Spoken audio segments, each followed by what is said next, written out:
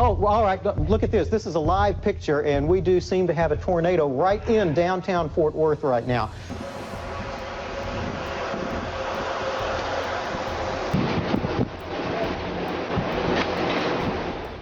It was the evening rush hour on Tuesday, March 28, 2000, in downtown Fort Worth, Texas. Throughout the city, tens of thousands of people were commuting home for the night after a long day of work. To most, it seemed just like another Tuesday evening, but overhead, the atmosphere was priming itself for a catastrophic disaster. Just to the west of downtown Fort Worth, a powerful and continually intensifying supercell was aimed directly at the heart of the city of nearly 1 million people. Throughout the city, tornado sirens began to blare. With the supercell continuing to bear down on the city, hundreds of thousands of people frantically took shelter throughout the city. Just as the supercell reached the Fort Worth metro, it began to produce a significant tornado. In an instant, the powerful F3 tornado ripped through the heart of downtown Fort Worth, throwing thousands of cars, blowing the windows from skyscrapers, and destroying numerous buildings. In just a mere 10 minutes, the significant tornado ripped a 4-mile path directly through the center of Fort Worth, killing 2, injuring 80, and leaving over $450 million of damage scattered throughout the metro.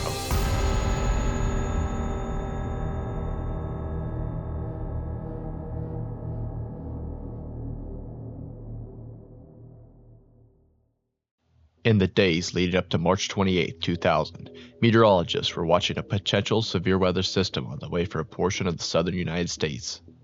Models continued to hone in on a large upper-level low-pressure system that looked to potentially sweep over parts of Texas.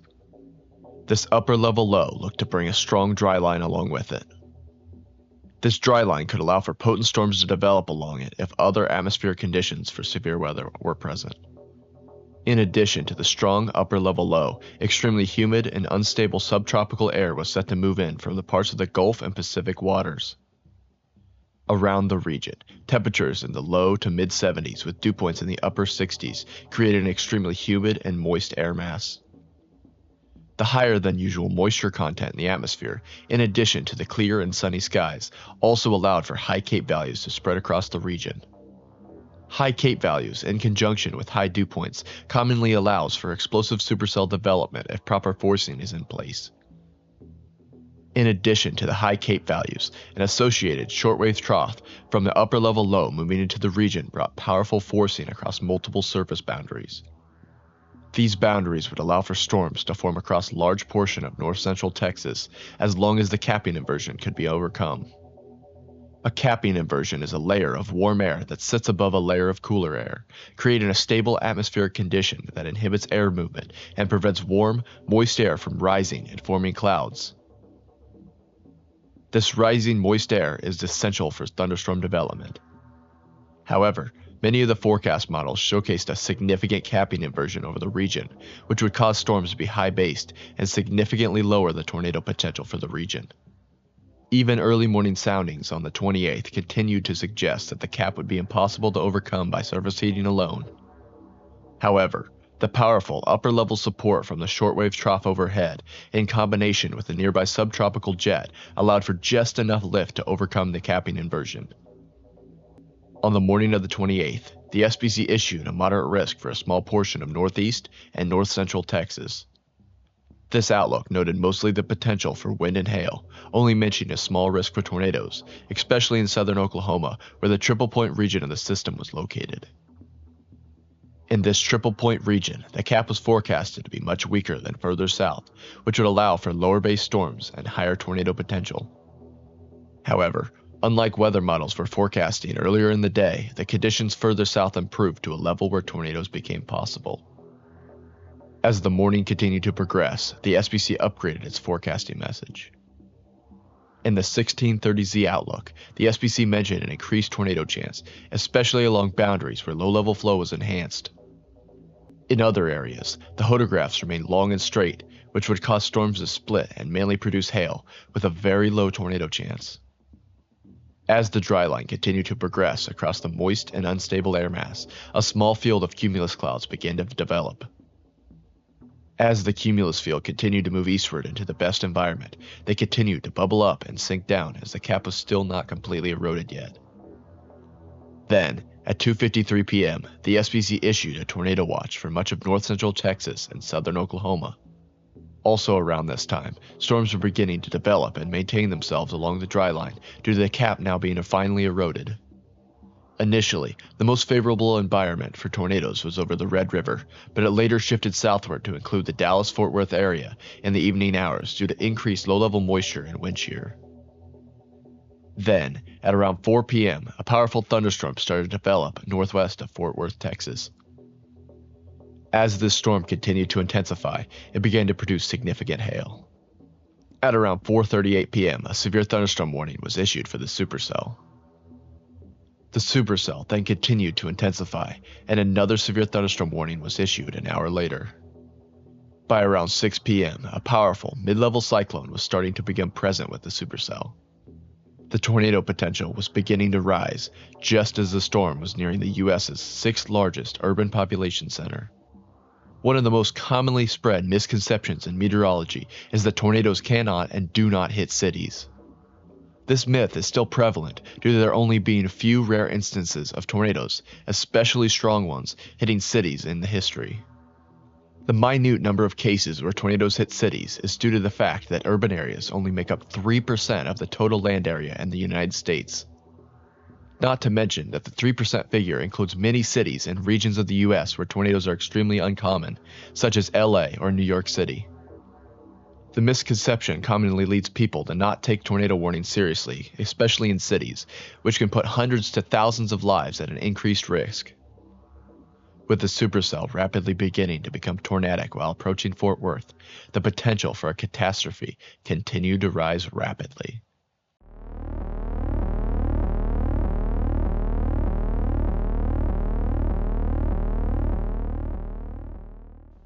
At around 6 p.m., a wall cloud was spotted on the supercell, with baseball-sized hail falling just inside the hail core to the north. Around this time, another, much smaller storm to the south of the main cell was headed north, directly towards the parent storm.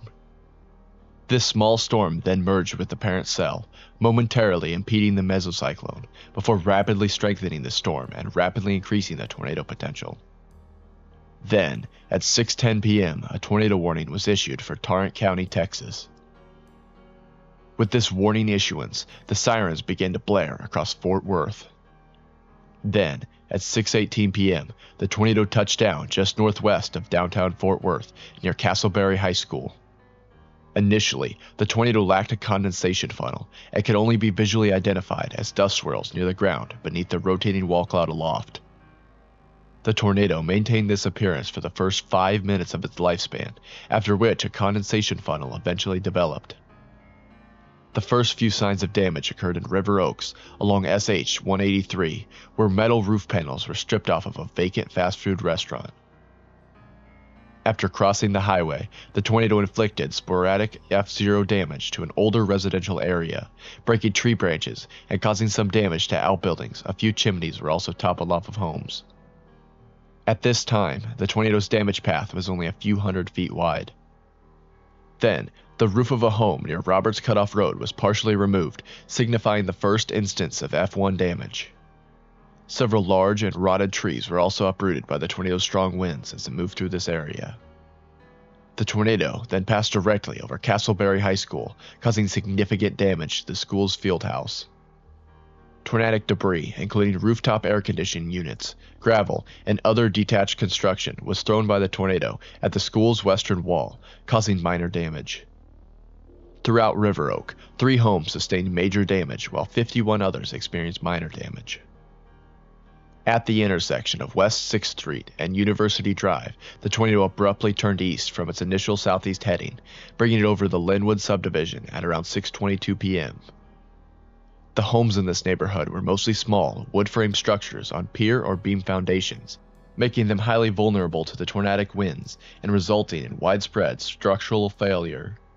A survey conducted by the Wind Damage and Engineering program at Texas Tech University later concluded that many of the buildings that suffered total structural failure did so because of structural deficiencies rather than strong winds associated with the tornado. The tornado then passed over a Montgomery Ward distribution center, causing roof damage to the complex and overturning numerous parked trucks. Unfortunately, one person was killed while trying to reach shelter after a truck fell on them. Another person here was killed after being struck by a collapsing brick wall. Together, these two fatalities represented the only deaths directly associated from the Fort Worth tornado and the overall tornado outbreak. The tornado then crossed the Trinity River and dealt EF1 or greater damage over 100 homes in the adjacent subdivision. Some roofs sustained partial roof loss, and many large trees either lost limbs or were toppled. A tornado emergency, the second one ever issued, was declared for the city by the National Weather Service. A tornado emergency is an enhanced version of the tornado warning, which is used by the National Weather Service in the United States during imminent, significant tornado occurrences. The tornado then struck several skyscrapers as it moved across downtown Fort Worth over the course of approximately a minute between 6:25 p.m. and 6:26 p.m. The first high-rise building impacted was the 9-story Cash America building, which was nearly destroyed by the tornado. All the windows on the building's northwestern and southwestern faces were blown out by the strong winds, and the stone facade framing the building's exterior was crumbled. While a number of interior partition walls and suspended ceilings collapsed, the building's steel frame remained intact. The tornado also peeled some of the brick masonry off the dome and 5-story prayer tower of a nearby Baptist church. The tornado was at its peak strength when it struck the 10-story Malik Tower, causing the building to lose most of its glass exterior. High-speed debris thrown up by the tornado broke windows in adjacent low-rise office and condominium buildings. Similar damage occurred to several other high-rise buildings, including the 35-story Bank One Tower, which lost 80% of its 3,000 windows, and the Union Pacific Resource Building, which lost 1,300 of its 5,000 windows. The tornado eventually dissipated at 6:28 p.m.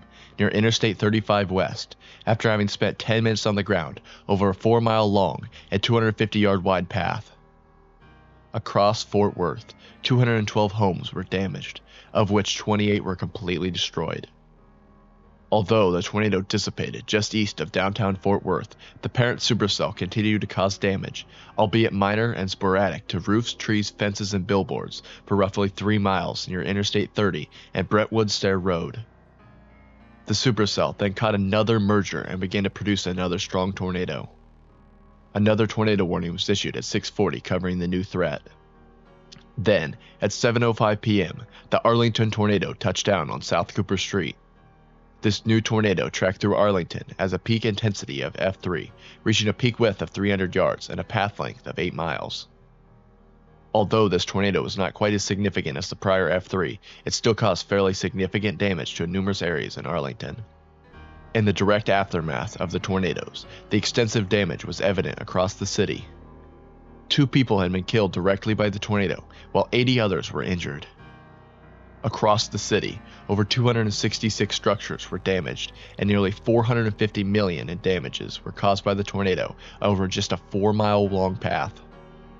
In addition to the damage from the tornado, baseball-sized hail just to the north of the tornado had unfortunately killed a person when it hit them on the head.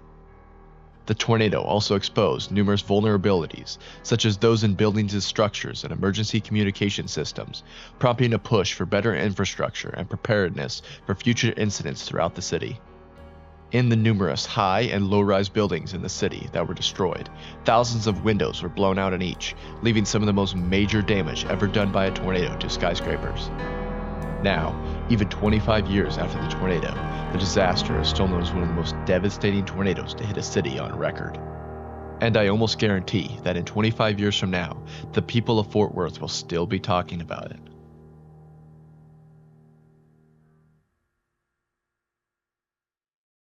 Anyways, guys, I just want to thank you all so much for watching. I've had a really good time making these videos over the last couple months here, and I'm really excited to keep making them.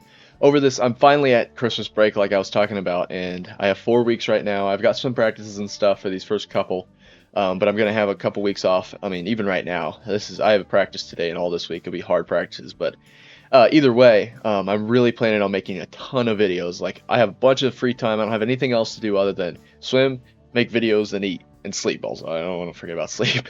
But yeah, really, I'm really gonna kind of try to pump out a bunch of content for you guys.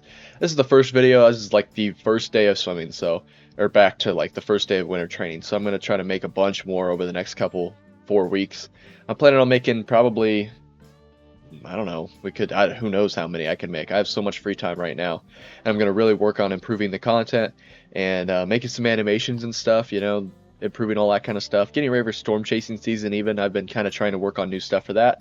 My chase recap will be coming out sometime in the next couple weeks as well, probably right after the new year. But overall, I'm planning on making a bunch of documentaries. I have another fun one planned that's tornadoes.